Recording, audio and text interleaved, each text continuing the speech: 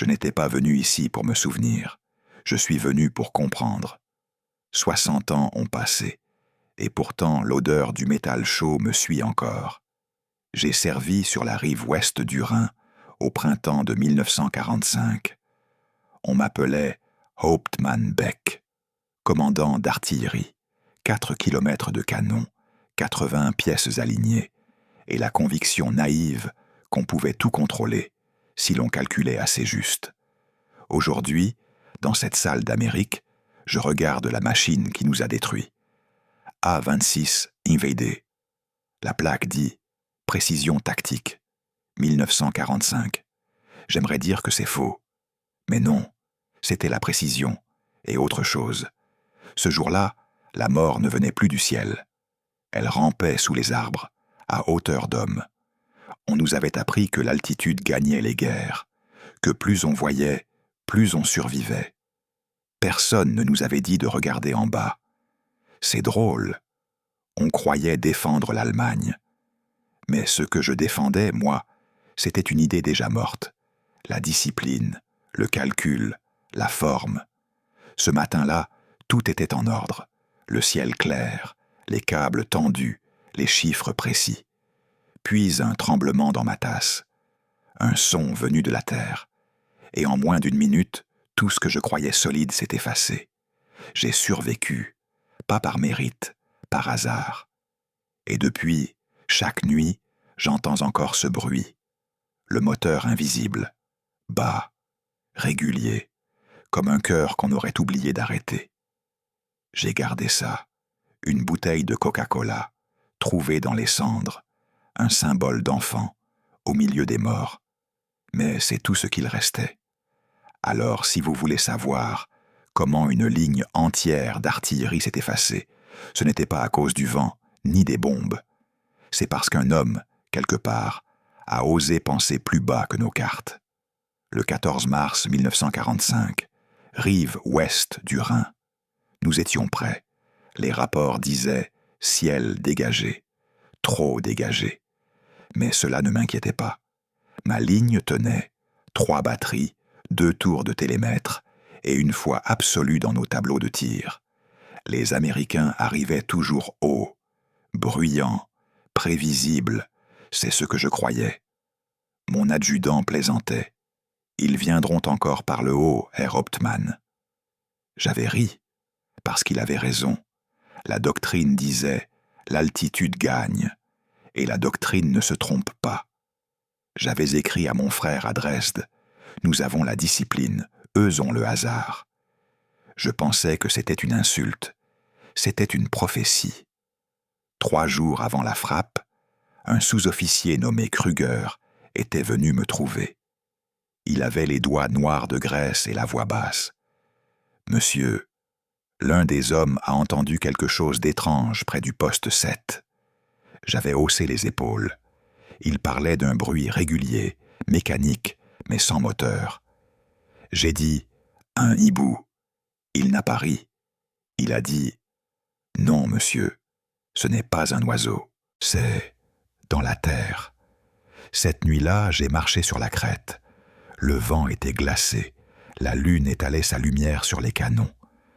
Tout semblait parfait, aligné, froid, mortel. Je me suis dit que la guerre était une science.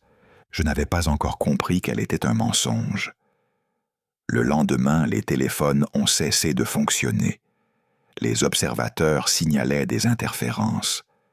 Un ballon d'observation s'est détaché et s'est écrasé sans raison. Les hommes disaient que les arbres bougeaient sans vent. Je n'écoutais pas. J'avais appris à ne pas croire ce que je ne comprenais pas. Le 13 mars, le silence s'est épaissi. Même les oiseaux avaient quitté la vallée. Quand un soldat est venu me dire qu'il avait entendu un moteur sous la forêt, j'ai crié « Impossible !» Je croyais que la guerre obéissait à des lois. Elle n'en obéit à aucune. La nuit du 13, les projecteurs sont tombés un à un. Pas tous en même temps. Non, une tour à la fois, comme des bougies soufflées par une main invisible. Nous avons envoyé des patrouilles, trouvé des câbles intacts, des fusibles en ordre, rien, seulement l'obscurité, et ce sentiment que quelque chose nous observait. Je n'ai pas dormi. À l'aube, j'ai pris mon café. Il tremblait dans ma main. Le ciel était vide, le vent froid, et soudain, j'ai senti le sol vibrer. Pas un bombardement, pas une frappe, une pulsation lente, profonde, vivante, le bruit d'un moteur étouffé, si bas qu'il semblait venir de la terre elle-même. Puis le monde a explosé. Pas de sirène, pas d'avertissement. Un souffle, puis le feu. Ma batterie numéro 3 a disparu dans une lumière blanche. Les canons se sont retournés, les télémètres ont éclaté. En 30 secondes, la crête est devenue cendre. J'ai été projeté au sol. Quand je me suis relevé, il n'y avait plus rien. Ni ciel, ni ennemi. Juste la fumée et cette bouteille, intacte, au milieu des flammes. Une bouteille de Coca-Cola, fraîche, couverte de cendres. Je l'ai ramassée sans savoir pourquoi. Peut-être pour me prouver que tout cela était réel. Je n'ai jamais vu l'avion. Personne ne l'a vu. Il est venu par en dessous, à travers les arbres, trop bas pour nos radars, trop rapide pour nos yeux. Une seule passe, 2 bombes. Puis le silence. Ce n'était pas une attaque, c'était une amputation. J'ai essayé d'expliquer au QG. Un seul avion, un seul homme. Le général a ri. Sous la canopée? Oui. Sous la visibilité? Oui. Alors il a volé à travers les tunnels? J'ai posé la bouteille sur la table. Elle était encore froide. Ils n'ont plus rien dit. J'ai compris alors que nous avions perdu bien avant ce jour-là. Nous avons perdu quand nous avons cessé de penser. Nous avions les meilleures machines, les meilleurs manuels, les meilleurs angles de tir. Eux avaient autre chose, la liberté, la permission d'essayer, d'échouer, de recommencer. Je croyais que la discipline était notre force, c'était notre prison. L'Américain qui nous a frappés ce jour-là n'était pas un soldat. C'était un fermier, paraît-il. Il volait comme il labourait, en suivant les courbes du sol. Pour lui, le danger, ce n'était pas la terre, c'était le ciel. Il avait raison. La mort vient d'où on ne la regarde pas. J'ai été capturé 3 semaines plus tard. Pas de combat, pas de gloire. Un manteau gelé, des mains vides. On m'a conduit dans une tente. Un lieutenant américain m'a demandé « Comment avez-vous perdu la crête ?» J'ai sorti la bouteille. Voilà. Il a froncé les sourcils. Je lui ai dit « C'est l'histoire ». Il n'a pas compris. Mais moi, oui. Ce n'était pas le pilote. C'était l'idée. Une idée qui volait plus bas que la peur et plus haut que la logique. Nous avons perdu quand nous avons rencontré quelqu'un d'assez fou pour ne plus obéir. Des années plus tard, j'ai été envoyé aux États-Unis, prisonnier de guerre, Colorado. Je me souviens des montagnes, des routes, des enfants qui jouaient ensemble sans uniforme, sans peur, des noirs, des blancs, des rires. J'ai écrit à ma sœur, leur désordre est organisé, leur chaos respire. J'ai compris alors que je n'avais jamais combattu un pays, mais une philosophie, une qui croyait que la liberté valait mieux que la perfection. J'ai gardé la bouteille. Pendant 40 ans. Elle a jauni, l'étiquette s'est effacée, mais un mot est resté visible. Original. Pas réglementaire, pas standard. Original. C'est ce mot qui m'a hanté le plus, parce qu'il disait tout.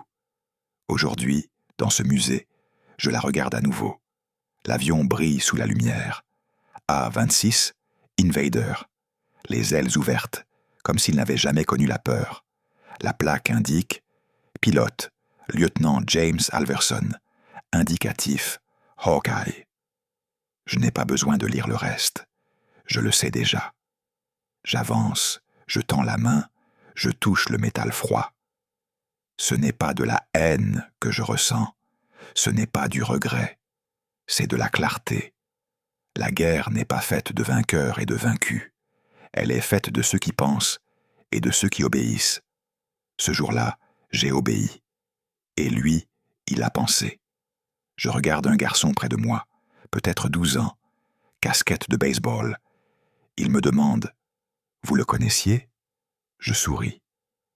D'une certaine manière, oui. Je savais ce qu'il a changé. Dehors, le drapeau flotte dans le vent. J'ai compris alors que je n'avais pas perdu contre un avion, ni contre un homme, mais contre une idée, celle qu'on peut aller plus bas que la logique, plus haut que la peur. Et tandis que je quitte la salle, je laisse la bouteille au sol, devant l'avion, vide, fané, mais immobile, comme le souvenir. Et je me demande encore, qu'aurais-tu fait, toi, s'il venait pour ta ligne ?